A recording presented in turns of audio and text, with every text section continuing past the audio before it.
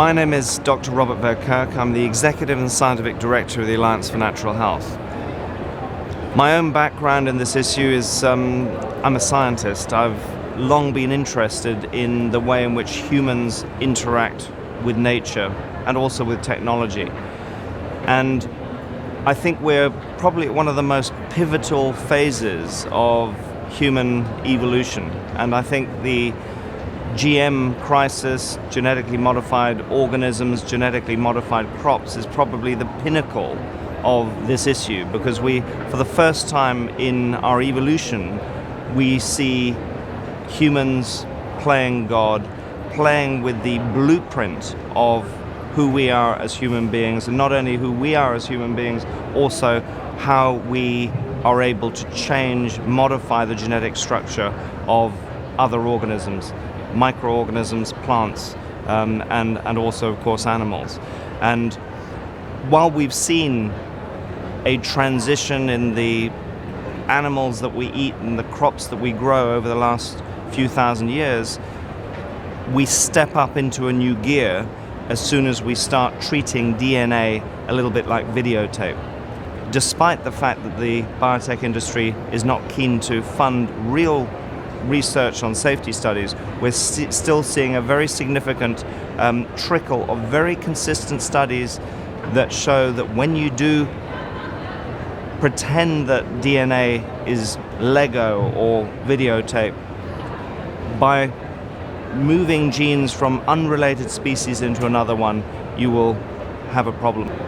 Another major issue is the food corporations taking control of the food supply. We've moved to a situation where we had indigenous foods that were well adapted to particular regions of the world being developed. We've seen then colonists coming into parts of Africa, Asia, South America, and replacing those indigenous foods largely with the foods that the colonizers themselves used.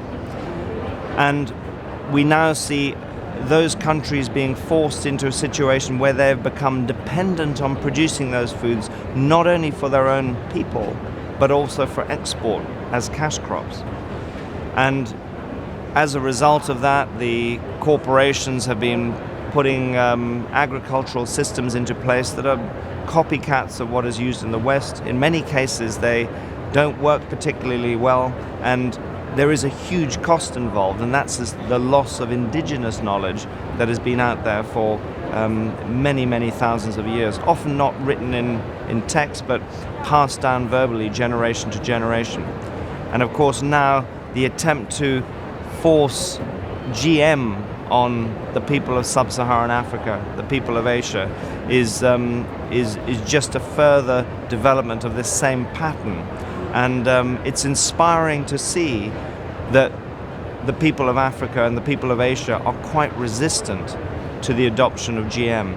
And we're beginning to see the people uprising against it, and people feeling that how can we allow a situation where a mere half dozen or so companies control the essence of life, the seeds of the crops that are the staples to our food supply.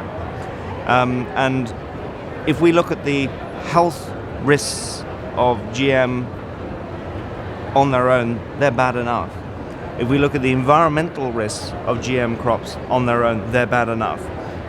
But if we add to that the notion of allowing a very small number of corporations to control the food supply and to control the supply of seeds, the whole concept of genetically modified crops is madness. So what we really need people to do is to take responsibility for their own health, to understand the way in which the dots are connected, to understand when they read a vicious attack on the use of nutrition in healthcare, that there's probably a story behind that. There are certain interests. They want to see people reducing their access to nutrients to stop them getting healthy. We also need people to move to a situation where they're not supporting the corporations that are creating the problem. And I think a lot of people feel very disempowered when in fact consumers have ultimately more power. We, the masses, have more power than any other group on the planet. But in order to use that power, we have to make very specific decisions to do things differently, to alter our behavior, to buy different products, to support different companies, and to support the companies that are, if you like, creating the new paradigm rather than those that have created the negative paradigm, the particular situation that has run us into such difficulty in terms of the control of our lives and our own health and the state of the environment. We also need to have a system that really helps focus on children. Children are the next generation, and they will soon be the leaders in the world. And we need a situation where they have a high level of awareness of these sorts of issues. And of course, you can see how the media operates. You can see how kids are increasingly being drawn to particular foodstuffs that are extremely unhealthy.